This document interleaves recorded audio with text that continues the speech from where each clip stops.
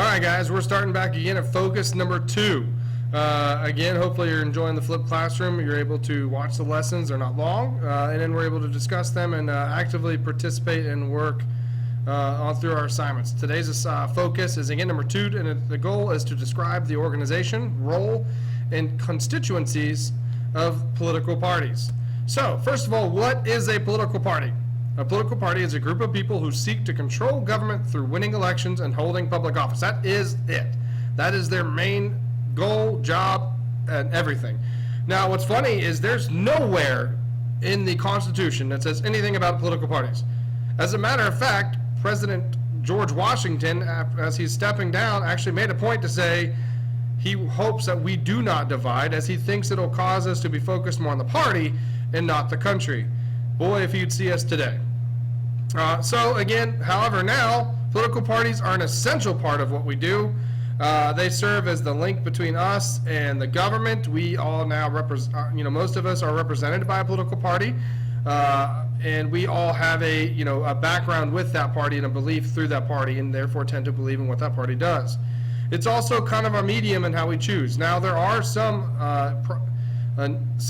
minor parties, such as the Green Party, the Tea Party, things of that nature, but for the most part, we do know the two main parties are, again, Republican and Democrat. So what are the functions? What do they do? What are their assignments? Why do we have them? First of all, nominating. Right now, we're in the midst of the primary season. We just had the Iowa caucuses, and Ted Cruz just beat Donald Trump. And Rubio's in a close third. And then in the Democratic Party, you have Hillary Clinton pulling out barely by 49.9 to Bernie Sanders 49.6. But again, they nominate them. They help select people for us to make sure they have the right backgrounds. They make sure they're electable. They have all the criteria based on the Constitution.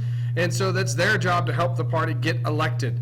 And so they also try to help gain support. And by the way, we have all levels. We have City of Gainesville Republican and Democratic Party. There's Georgia Republican and Democratic Party. And then there's, of course, the United States Republican and Democratic Party. And in each level, they try to promote and push and activate each of their members.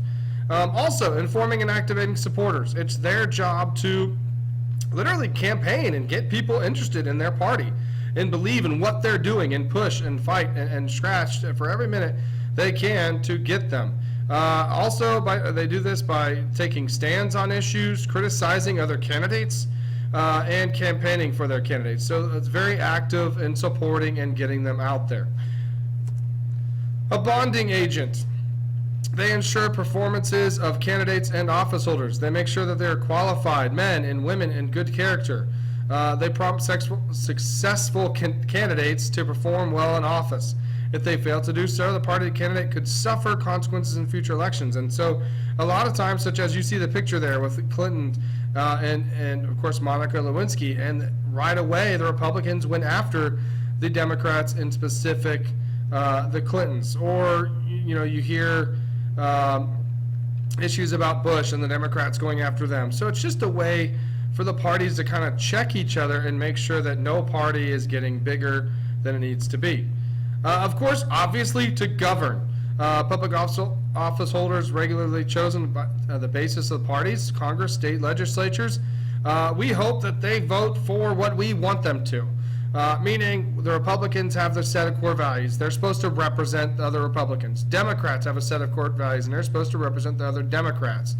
Of course, each group might have differences depending on where they're from, meaning if you're from Florida, you might have different values than, say, if you're from California or New Mexico or Iowa.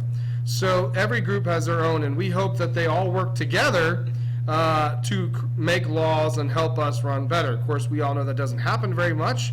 Unfortunately, in our government system, we do have a set where, because of our party, sometimes we get too aligned with our parties. Finally, as a watchdog, as I've already mentioned, they watch over each other. They control executive branch. They try to make sure they did so. And I also mentioned that too when I said bonding agent.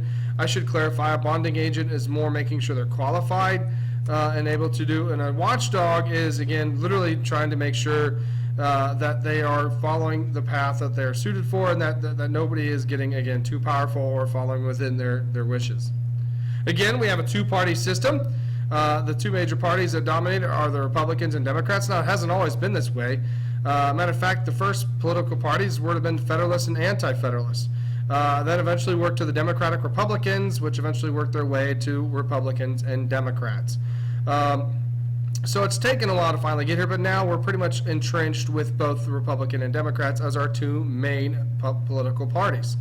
And again, what's funny when you think about this is that George Washington didn't even want this to occur. He thought that this would be detrimental because you would basically be so focused on your party that you wouldn't do what's needed to solve the problem. But let's talk about these two parties. Both major parties are generally alike, as in they're actually both moderate. Most people who are Republican or Democrat aren't necessarily to the extremes. And when you start to see the extremes, that's when you get your minor parties, such as the Tea Party being an extremist of the Republicans, or the Green Party being the extremist of the Democratic Party. Both are supposed to be built on compromise, and normally they try to find the middle of the road between the two of them. However, like I said, we know they have their differences, and recently their differences have been causing a lot of stalemates in Congress and a lot of bickering. Let's talk about the Republican Party. The Republican Party, also known as the Grand Old Party, more likely to support private enterprise, small businesses to influence the economy, and then literally in general, they are more about businesses and themselves, and they're more likely to help the wealthy, as in they feel like the wealthy are going to help support the rest of everybody else. They're going to be less likely to do social welfare programs. They believe the church's responsibility, or it's the community's responsibility to do that, not the government. They are anti-abortion, and they are about protection of right to bear arms. There's a lot of other issues as well, as we'll get into this week during our mock election. Democratic Party, more likely, are the opposite. They're more likely to support social welfare programs. They believe it is the government's job to help the citizenry and not the church and anybody else's. They do want more regulations on businesses, as they don't want them to become too corrupt and to take advantage of us. They also have efforts to improve the status of minorities, though I think both parties actually tend to do various things for minority groups, so I don't know if this statement's all overall true. Pro-choice laws, such as the right to have an abortion, and of course stricter gun control. What is funny, though, when you talk about the two logos, the donkey for the Democratic Party was actually made after Andrew Jackson. It was done because everybody called him a jackass, and therefore they put the donkey as a symbol of Andrew Jackson, and it actually just stuck. Whereas the elephant for Republican Party was actually just designed by Harper's Weekly, a newspaper, just to show wisdom and for strength. So it's just funny how the two of them have come about. That's it for this unit. There are 3 questions. 1, what are the 5 major functions of a political party? 2, what is a two-party system? And 3, what are some issues that Republicans generally support and Democrats? All right, see you tomorrow in class.